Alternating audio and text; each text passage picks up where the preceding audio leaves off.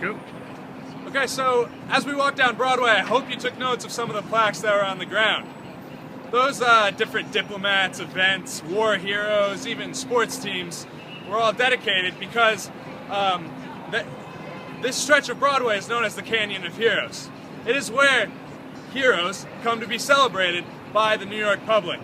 Starting in 1886 with the commemoration of the Statue of Liberty, that's where these parades first took off. And they're called ticker tape parades because in 1886, a local office worker actually took a box of old tickers, which were a little piece of paper used to trade stocks. That's why stocks these days are called tickers. These papers, and he dumped them out of a window many stories up. It sprayed down like confetti. Ever since then, they've been known as ticker tape parades.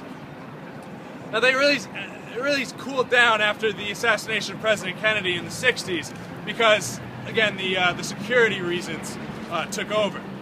Still, though, we do commemorate different sports teams. I've been to one ticker tape parade. I was at the last one in 2012. In February of 2012, after the New York Giants won the Super Bowl over the New England Patriots. Now, me being a big Giants fan, it was a no-brainer to come down here. It was a big party. Do I remember much of it? Absolutely not. Nonetheless, a great day. That's the Canyon of Heroes, but now we are in Zuccotti Park, a public park, probably most famously now known for the Occupy Wall Street movement of the fall of 2011. And what was Occupy all about? It was all about the uneven wealth distribution in this nation. Consider that 1% of the population holds 35% of the wealth. The top 20% hold 85% of the wealth. Yeah, there's some real problems to be addressed. A lot of the movement was mocked, but a lot of the movement did take off. They camped here for 2 months in the fall of 2011 on this hard concrete, setting up a mini village. They're not kicked out because this is a private park. This is part of the buildings around it.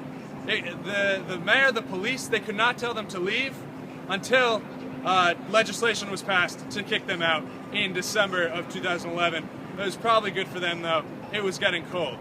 However, their legacy still lasts today, and their cries have actually turned into some real political movement. Now, over behind you is One Liberty Plaza. Now, you might think that architecture just doesn't really fit in with New York. It's kind of ugly, it's dark, it's very Gotham-y. Well, you're right, because that was actually the building used as Wayne Enterprises in the Christopher Nolan series of Batman films. Next, we're going to talk about the World Trade Center. World Trade Center is right up that way. However, it's very loud, very crowded. There's no place over there to stand and talk about it. If you want to go and see the new memorials and the new buildings up close, you can at a later time.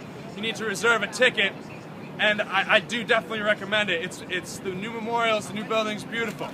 We're going to talk about it from the start. During the 1960s, New York was looking for a way to